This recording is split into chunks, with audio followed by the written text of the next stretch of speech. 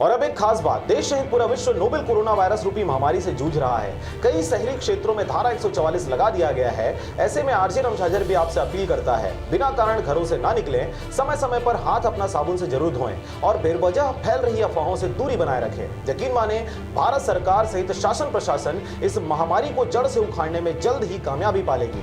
धन्यवाद। नमस्कार, आप देख रहे हैं आरजे रमझाझर और मैं हूं पुखराज सिंह। राजनांदगांव जिले के छुई खदान ब्लॉक अंतर्गत आने वाले गंडई क्षेत्र में राजस्व विभाग एवं नगर पंचायत ने कबाड़ दुकान का आकस्मिक निरीक्षण किया। इस दौरान अवैध रूप से भारी मात्रा में प्लास्टिक के सामान और प्लास्टिक से दाने बनाने की मशीन मिलने से कबाड़ दुकान को निरीक्षक टीम ने किया सील। देखिए रिपोर्ट। राजनांदगांव जिले के छुई खदान ब्लॉक अंतर्गत गंडई नगर में बीते सोमवार को राजस्व विभाग एवं नगर पंचायत की टीम ने दुर्ग रोड गंडई में स्थित एक कबाड़ दुकान में आकस्मिक निरीक्षण किया।